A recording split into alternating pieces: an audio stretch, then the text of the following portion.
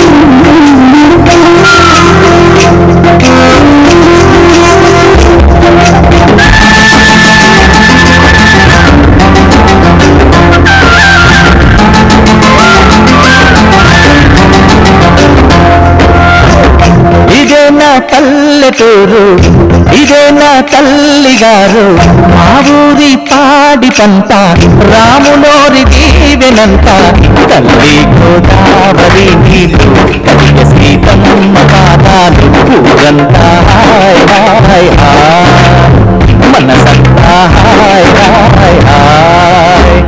ఇదే నా పల్లెటూరు ఇదే నా తల్లి గారు, మా ఊరి పాడి పంట రాములోరి దీవెనంత.